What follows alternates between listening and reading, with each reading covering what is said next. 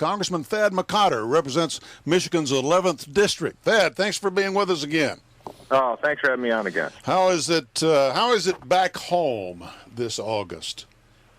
Well, it's pretty much like the rest of the country, Fred. Jerry, what you see is the American people do not want a radical socialized healthcare system foisted upon them. The general public wants to see costs reduced, but they want to see that through reforms that preserve what they like most about their own plans and about America's healthcare system. It's a very reasonable position by the American people. Unfortunately, lacking a proper check and balance, evidently, in Washington, they're very concerned that the center of the Democratic Party will capitulate and that this bill will become law. Well, it looks like the administration's taking on kind of a unique approach to this by attacking the electorate. Do you see that going on there in Michigan?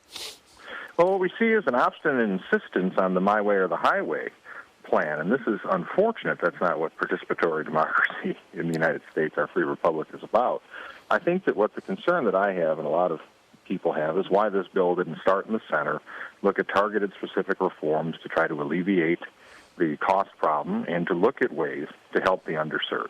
That would seem to me a rational approach, but that is not what has been taken. And Fred, the thing that bothers me the most is we've seen a continuation of the smear campaign against this administration and this Congress's opponents. We've even been called un-American now by the Speaker and the Majority Leader.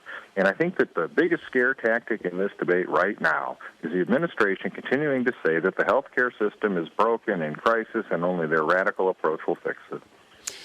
Well, they're trying to do two different things. I mean, there's two different debates and conversations that ought to be going on in this country. One is one that we would agree with, and that is that Medicare is fiscally broken, that it is going bankrupt, just along with Social Security, and something needs to be done about what they're calling now the cost curve. It's going to take up our entire budget one of these days in the not too distant future. And the other one has discussion has to do with those who are uninsured and what we're willing to pay for that, who in fact is uninsured, and what we're willing to do about that. But that seems to be two different conversations, and they're putting them together and say they're going to save money in the process. It's just illogical.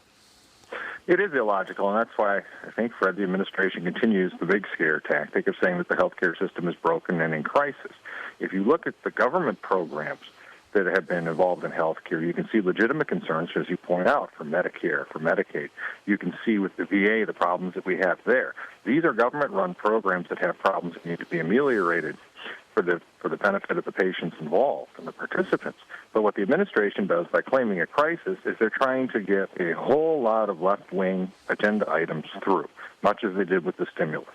Well, the American people, in their infinite wisdom, are very practical. They understand that there are problems in the healthcare system, but this is not a crisis, and they don't want to see radical reforms foisted upon them. And what I think people are seeing now is that a lot of people are looking at this the same way, whether in Michigan or New York or Tennessee, all over the country. Let's leave the healthcare debate for a minute. Let me ask you what's going on in Iran now, with regard in your estimation, and Iraq while we're at it, that part of the world. How are we faring? Well, I think we have significant concerns there. I'm very disappointed in the lack of this administration's response to what happened to the protesters for democracy in Iran. You've now seen Ahmadinejad starting to consolidate his power.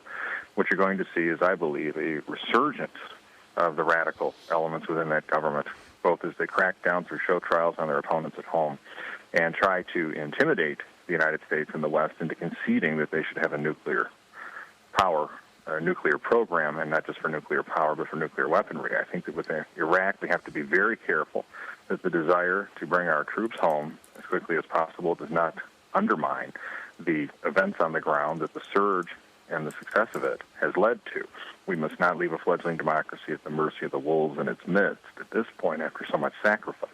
With Afghanistan, Fred, as General McChrystal said, it's going to be a continuing struggle. The Taliban seems to have the momentum. And we've also seen disturbing reports out of Pakistan about attacks on their nuclear sites. This is not a region of the world that we can turn our eye from despite the press of domestic affairs, we have to be able to deal with both international threats and domestic economic concerns. And to shortchange that, I think, as the administration seems to be doing, is not going to be helpful to the security of the United States in the long run. We read reports where McChrystal is going to be asking for additional troops. Nobody's talking about that too much now with all this other stuff going on. But does Obama face problems with his own left wing in Congress with regard to doing what's necessary in Afghanistan? I think that that's a very reasonable prognostication of how this is going to play out. We've seen in our European allies, and we've also seen within our Canadian allies, the left in those nations, much of the same rhetoric that we saw about Iraq, we've seen for years about Afghanistan. And the concern that we're going to have is the administration cannot be tempted to think that somehow this is a diplomatic solution whereby we can leave Afghanistan, which will not have a detrimental impact both on Iraq, Afghanistan, and Pakistan in the process. So I think that what we need to do, Fred, is accept the reality that we're going to have to do in Afghanistan what we did in Iraq. You're going to have to capture, hold, and build, have community-based and organizations at the grassroots level lead the reconstruction process, and it's going to be very difficult and very hard. But right now, there is no better option. Switching back again, a lot of polls are indicating that the budget deficit and our debt is number one in people's minds. Do you find that to be true in your part of the world? I think everyone is shocked by the size of the deficit, the size of the debt, and the long-term consequences to America's economic growth and health. Fred, what we're seeing right now is we're on the path towards what could be the Obama bubble that leads to a Japanese type of lost decade. The federal government and its spending practices are going to weigh down this economy, and that is something that we cannot have. And I like to point out to people, as you know, Fred, the president seems to think that it is his role to lay the foundations for a new American economy. That is not the role of the president. The American economy is controlled by the American people, and it is their entrepreneurial genius and hard work that has made it the most successful and equitable economic system in human history. Well said. Congressman Thad McCotter, thanks for being with us again.